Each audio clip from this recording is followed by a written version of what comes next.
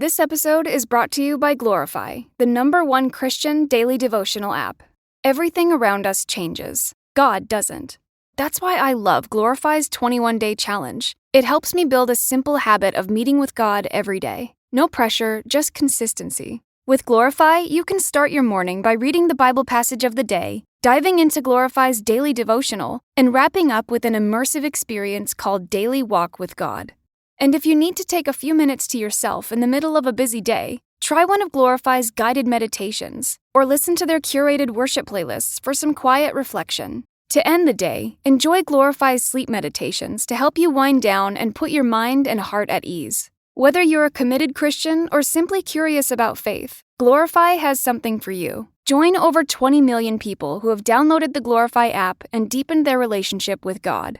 Listeners to the show can get full access to Glorify for just $29.99 for the entire year. That's Glorify's lowest price ever when you download the Glorify app now at glorify-app.com/redcircle.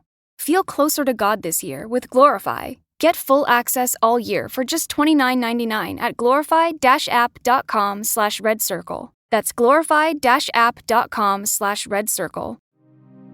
Here are a few questions to ask yourself to see if you are self-righteous or truly righteous. When you do good things, such as go to church, help out a neighbor, or give money, do you do that so others will see? Do you feel that the good things you do earn you love and favor from God? Do you think that you're better than the people around you? If you find that you are self-righteous, the great news is that there is a way forward. While the Pharisees and Sadducees get a bad rap, they were not all self-righteous. In the book of John, there's a Pharisee named Nicodemus who came to Jesus in secret because he did not want any of his fellow Pharisees to see him coming to Jesus. He was afraid of man. But by the end of the book of John, you see a complete change in Nicodemus. He takes the body of Jesus down from the cross after the crucifixion and prepares it for burial. He goes from worrying about what other men will think, which is self-righteous, to worrying about what God thinks, which is true righteousness. If the heart of a man can be changed from one of the most self-righteous groups ever to walk the face of the earth, he can also change your heart. Just as the tax collector in Luke 18 came before the Lord beating his chest and asking for mercy, you do the same.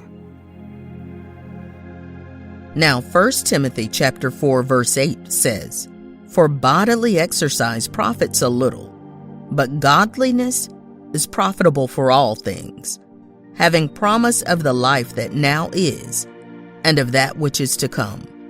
A true believer of Jesus Christ will strive to live a godly life.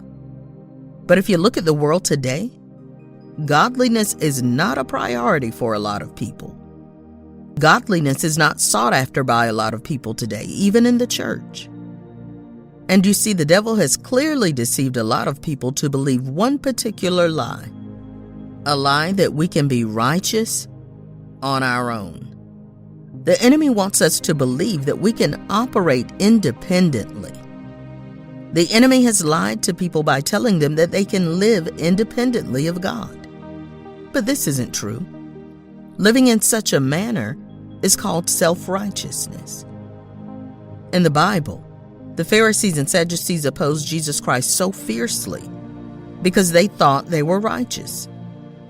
They were self-righteous. They were righteous in their own eyes. And Jesus was a problem to this group of people because he taught about repentance.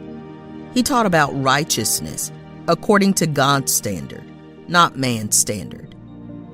And so every true believer of Jesus Christ strives to live a godly life, a life according to the word of the Lord, not their own personal standards. Now, let me go further to clarify some of the hallmarks of a true believer.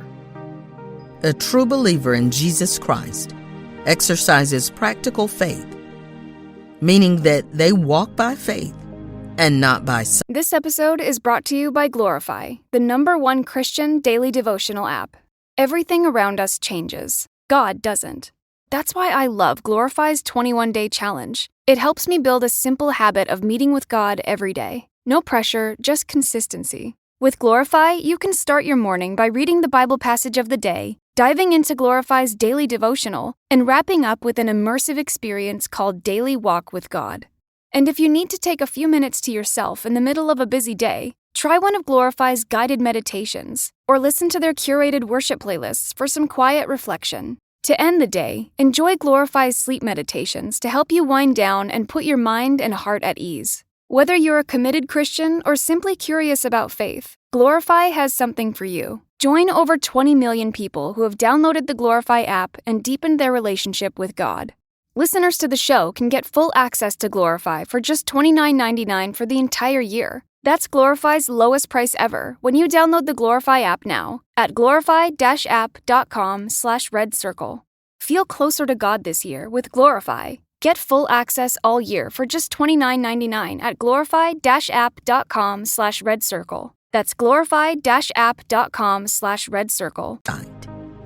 And faith doesn't mean you ignore facts. No, faith means that you trust in God despite what the facts say. A true believer in Jesus Christ perseveres in prayer because prayer to a Christian is like blood to the body. That's our lifeline. That's why the Bible tells us to pray always and to pray without ceasing.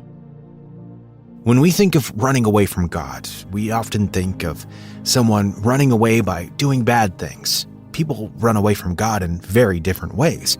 They do this through sin and disobedience, and it's in their sin of committing adultery, stealing, or gossiping about others, or whatever it may be.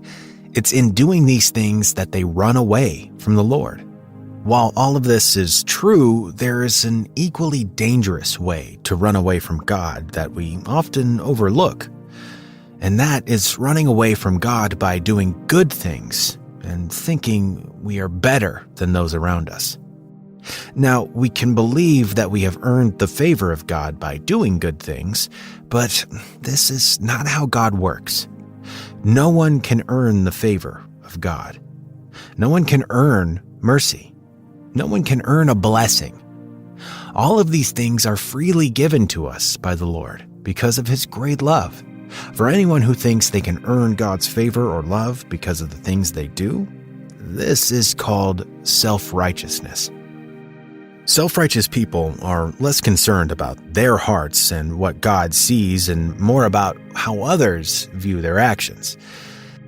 Satan will take bad things and dress them up like a Trojan horse to make you think they are a good gift. The devil not only dresses up bad things to make them look good, but he uses good things to get the bad out of you.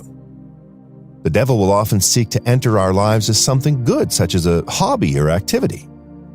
For example, maybe you set up lunch with a coworker. That's not a bad thing. As a matter of fact, it can even be a good thing. However, Satan can use lunch breaks between male and female coworkers to lead to evil. This can open the door to adultery. While there's nothing wrong with two people eating lunch, Satan can use that for his evil purposes. Satan will do the same thing with entertainment. God allows us to make movies and music so it would lead to the worship of Him. There's nothing wrong with watching movies and listening to music. However, movies with sexually stimulating imagery or music with sexually seductive lyrics can open the door to pornography or sexual immorality. Satan will dress up movies and music as a Trojan horse, but then will attack when we let him in the front door. We often make the mistake of taking good things and making them a God thing. We lift up the good things that God has made and make them ultimate things in our life. Satan has won the battle when we do that. For example, socializing is a great thing. God created us to be people who desire relationships. It is a good gift from God. The problem becomes when we make this good thing an ultimate thing and replace God. When those friends we socialize with take the place of God, we have a problem. When we spend more and more time with them and less time with God, we have made a good thing a God thing. We have put His good gift in the place of God. Another example of this is food. Food is a great gift from God. However, we should not live a life of continual excess.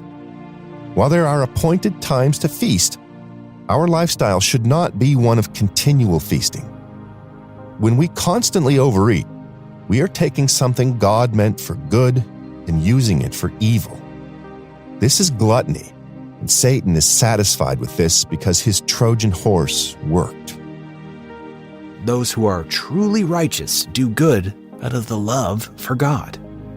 They have a true purity, holiness, and righteousness.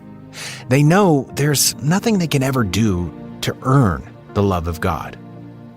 They have sin rooted deep in their heart. However, they confess that to God and know that God has made a way to take that sin away through Jesus Christ. Then, due to that love, they follow the commands of God. Not so they can be seen by others, but because God's grace and mercy runs deep for them.